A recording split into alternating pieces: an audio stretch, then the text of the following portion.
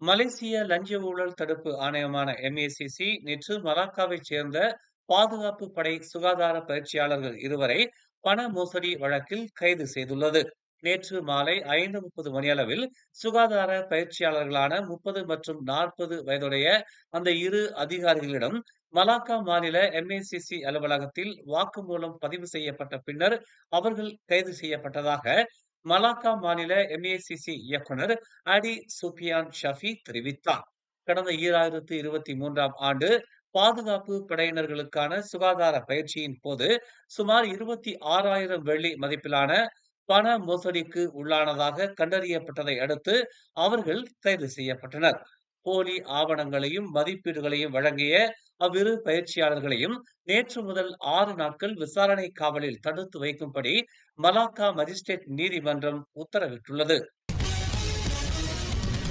சட்டவிரோதமாக மலேசியாவுக்குள் நுழைந்து தங்கியிருந்த 4 குழந்தைகள் உட்பட 10 பேர் நேற்று எல்லை பாதுகாப்பு சிறப்பு படையினரால் கைது செய்யப்பட்டனர். 4 குழந்தைகள் உட்பட 2 ஆண்களும் 4 பெண்களும் விசாரணைக்காக தடுத்து வைக்கப்பட்டுள்ளதாகவும் அவர்களை மலேசியாவுக்குள் பாதுகாப்பாக தங்க வைத்ததாக சந்தேகிக்கப்படும் உள்ளூர் ஆடவரையும் கைது செய்துள்ளதாகவும் தெரிவிக்கப்பட்டுள்ளது.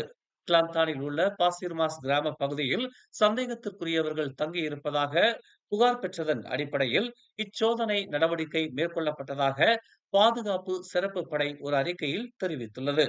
கைது செய்யப்பட்ட 10 வெளிநாட்டினரும் மியான்மர் நாட்டைச் சேர்ந்தவர்கள் என்று முதற்கட்ட விசாரணையில் தெரிய வந்துள்ளது. கெப்பூங்கில் உள்ள ஒரு வீட்டை ஆடவர் ஒருவர் தீ வைக்கும்படியான காணொளி சமூக வலைதளங்களில் பரவியதை அடுத்து கெப்போங் நாடாளுமன்ற உறுப்பினர் லிம் லிப் யங் சம்பந்தப்பட்ட வீட்டின் உரிமையாளரை சந்தித்து விளக்கம் பெற்றார். சம்பந்தப்பட்ட வீட்டின் உரிமையாளரின் மகன் ஆலோங்கிடம் இருந்து கடன் பெற்றிருந்ததாகவும் ஜொகூரில் உள்ள தங்கும் விடுதியிலிருந்து கீழே விழுந்து அவர் உயிரிழந்த நிலையில் தன் மகன் பெற்ற கடனுக்காக தங்கள் வீட்டை எரித்ததாகவும் பாதிக்கப்பட்டவர்கள் தெரிவித்ததாக கெப்போங் நாடாளுமன்ற உறுப்பினர் லிம் லிப் யங் தெரிவித்தார். வீட்டில் இருந்த CCTV காணொளியில் ஆடவர் ஒருவர் கையெறி குண்டுகளையும் தீ எரியும் பாட்டில்களையும் வீட்டின் மீது எரியும்படியான காட்சிகள் பதிவாகி இருக்கும் நிலையில் காவல்துறை விரைந்து சம்பந்தப்பட்டவர்களை கைது செய்ய வேண்டும் என்று லிம் லிப் யங் வலியுறுத்தியுள்ளார். தனது அண்டை வீட்டுக்காரரின் 13 வயது ஊனமுற்ற மகளை பாலியல் பலாத்காரம் செய்ததற்காக ரொட்டிச்சனாய் விற்பனையாளர் ஒருவருக்கு மூவாரில் உள்ள அமர்வு நீதிமன்றம் 15 ஆண்டுகள் சிறை தண்டனையும் 8 பிறம்படிகளும் விதித்து தீர்ப்பளித்துள்ளது. 60 வயதான தீன் சலே என்ற சம்பந்தப்பட்ட நபர் 2 குற்றச்சாட்டுகளையும் ஒப்புக்கொண்டுள்ளார்.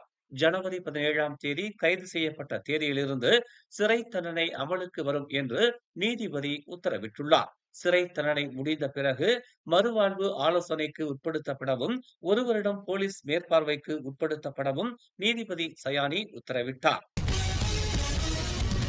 கடந்த ஜனவரி 10ஆம் தேதி ஸ்லாங்கூரில் உள்ள புக்கிட் அம்பாங்கில் தனது காதலியின் மகனை கொலை செய்ததாக 35 வயது நபர் மீது இன்று மஜிஸ்ட்ரேட் நீதிமன்றத்தில் குற்றம் சாட்டப்பட்டது. அன்று பிற்பகல் 2:36 மணியளவில் ஒரு வீட்டில் 6 வயது சிறுவனின் மரணத்திற்கு காரணமானதாக ரெட்ஸா ஜைனுரின் என்ற அந்த நபர் மீது குற்றம் சாட்டப்பட்டது. வேலையில்லாத ரெட்ஸா மீது தண்டனை சட்டத்தின் பிரிவு 302 கீழ் கொலை குற்றம் சாட்டப்பட்டது. இது மரண தண்டனை அல்லது குற்றம் நிரூபிக்கப்பட்டால் 30 ஆண்டுகளுக்கும் குறையாத சிறை தண்டனை விதிக்க வகை செய்கிறது. பாதிக்கப்பட்டவரின் 25 வயது தாய் தனது மகனை உடல் ரீதியாக துஷ்பிரயோகம் செய்ததாக குற்றத்தை ஒப்புக்கொண்ட பின்னர் 3 ஆண்டுகள் சிறை தண்டனை விதிக்கப்பட்டது. சிறுவனை அடிக்கவும் கிள்ளவும் அறையவும் அனுமதித்ததாக அவர் ஒப்புக்கொண்டுள்ளார். இது இறுதியில் அவரது மரணத்திற்கு வழிவகுத்துள்ளது.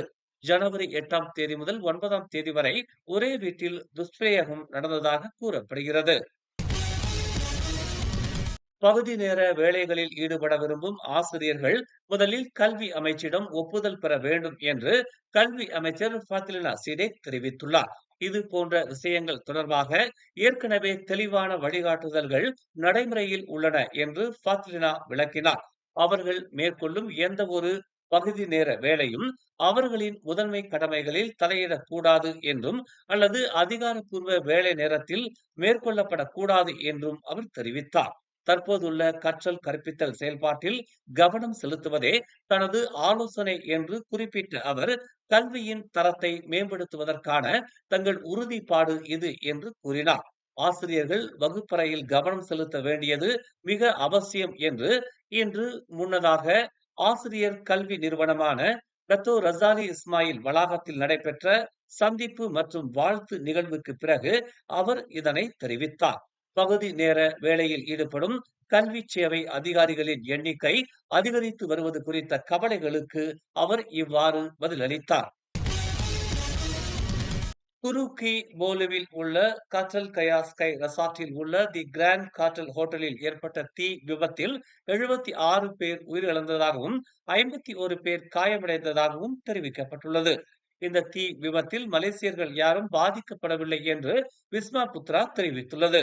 இதனை அடுத்து மலேசியா இஸ்தான்புல்லில் உள்ள துணை தூதரகம் மூலம் நிலைமையை உன்னிப்பாக கண்காணித்து வருவதாக விஸ்மா புத்ரா தெரிவித்துள்ளது. துருக்கி குடியரசின் அரசாங்கத்திற்கும் மக்களுக்கும் பாதிக்கப்பட்ட குடும்பங்களுக்கும் மலேசியா தனது ஆழ்ந்த இரங்கலை தெரிவித்துள்ளது. இந்த கடினமான நேரத்தில் மலேசியா ஒற்றுமையுடன் துணை நிற்கும் என்றும், மேலும் வலிமை மற்றும் மன உறுதிக்காக பிரார்த்தனை செய்வதாகவும் விஸ்மா புத்ரா ஒரு அறிக்கையில் தெரிவித்துள்ளது. அலுவலக நேரத்தில் அங்காராவில் உள்ள தூதரகத்தை தொடர்பு கொள்ளலாம் என்றும், மேலும் இஸ்தான்புல்லில் உள்ள துணை தூதரகத்தையும் நாடலாம் என்றும் விஸ்மா புத்ரா அறிவித்துள்ளது.